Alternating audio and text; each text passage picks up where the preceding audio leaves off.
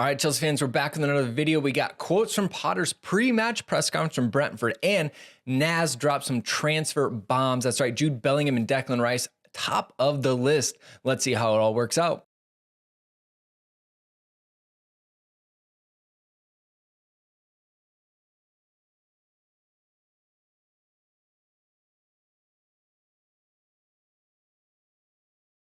All right, first things first, Potter had his pre-match press conference. Quite a few quotes came out of this one.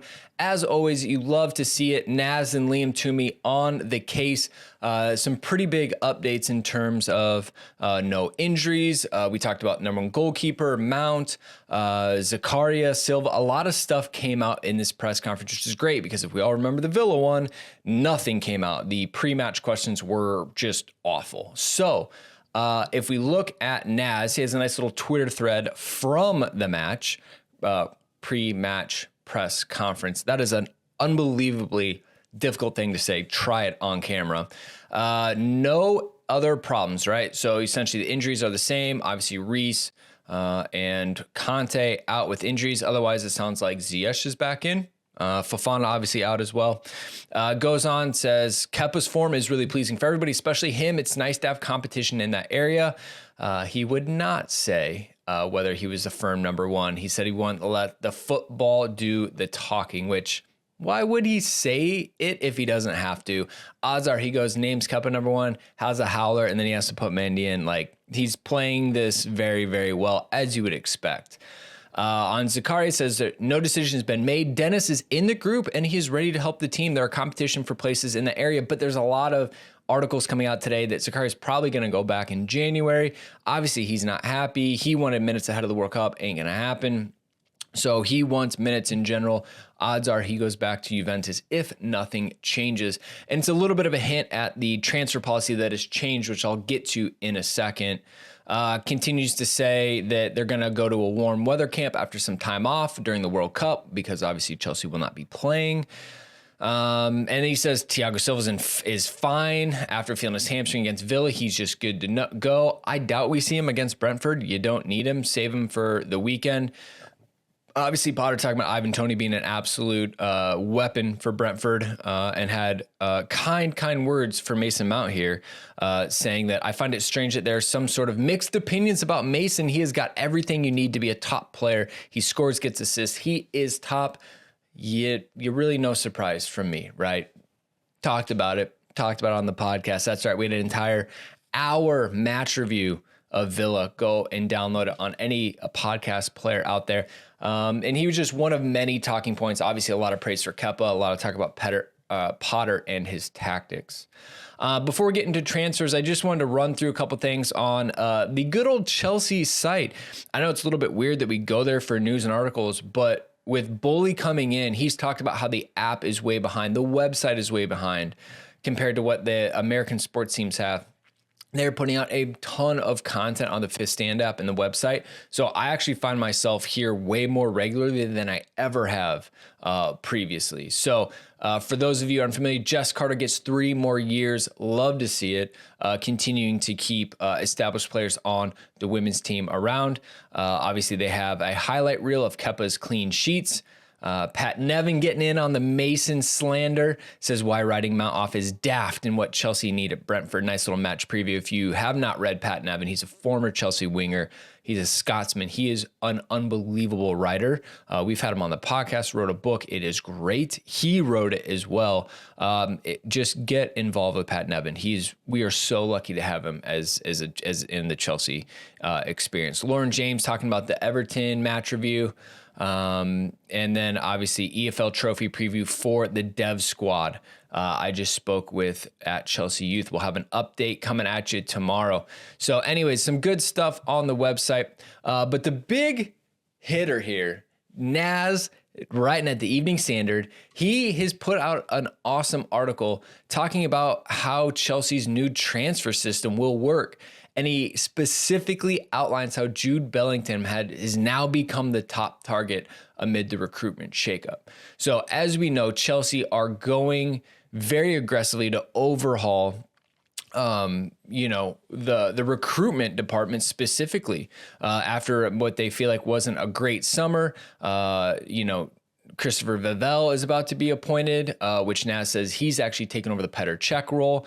Now you've got Shields is coming in. I talked about him with Chelsea Youth as well, about what he brings to the table. He's coming from Southampton. He was at, I think, Palace and City as well, a South Londoner, really, really well established in the game. And then obviously McLachlan left. Kyle Macaulay came in with Graham Potter. The shakeup is real when it comes to the transfer department, but it is there because they want to overhaul this system. Quote, Todd Boehly has enjoyed working at Chelsea so much that he wants to remain part of the picture. Again, go check out the entire article. But if you're telling me that Naz is going to write that Jude Bellingham and Declan Rice are the top targets for this new look Chelsea recruitment department, to be fair, duh. Like, why would they not be? They are on everybody's radar. Chelsea been pursuing Rice probably for 1.5 seasons now. I think we're finally going to look to do the business this summer with Deckers. What I think is important here is that Adam Newson tweeted this with the kind of lack of success of Zakaria finding minutes at Chelsea.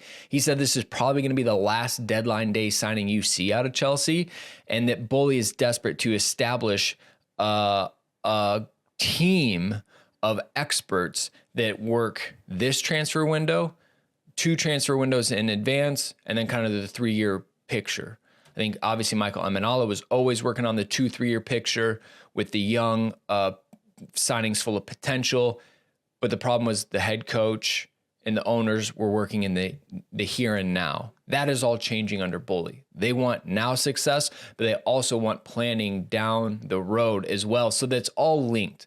Chelsea have been the number one club that you can look at and say, chopping and changing managers has been the reason for all of the success, as much as it has been all the reason for the lack of success. When we have those down seasons, it's because we have players from 2, 3, 4 different managers that just can't really be cohesive as a unit. We're seeing that, I think, right now with Zakaria. It sounds like Tuchel really, really wanted him. Potter, it looks like, does not. That doesn't mean Zakaria is a bad player by any means. It just means that he doesn't fit the profile of the current head coach. So what Boehly is looking to implement is a team to bring continuity and direction from today to 3 years. And I think that is an awesome situation to be in. So, look, shakeups are happening. We're really excited that Boehly is getting stuck in right away. I think as Chelsea fans, we can see that he has a here and now desire to win. As we saw this summer, he splashed the cash, as well as a long-term view for success with this really clearing the entire corporate structure and starting over. And he has a very specific plan that he wants to see happen, and he's going to go find the people to do it. So let me know what you think about this. Is the recruiting department getting Scott McLachlan out? I know he was the ire of a lot of fans towards the end. The recruitment had been, I think, lackluster at best, minus a couple sneaky wins. You just think of Timo Werner is a prime example. Was he really that good of a fit for this team? Hakim Ziyech was allegedly recruited for 3 to 4 seasons before they pulled the trigger on him. It hasn't worked, right? So we clearly need to freshen up in that department. Let me know what you think. Obviously, Jude Bellingham, Declan Rice are easy targets, right? Everybody in Europe wants them. If Chelsea can get them, though, if they can show them that they have the best project and built the team around them, I think we have a chance. But we'll have to see how it goes. So anyways, that's all from us today, Chelsea fans.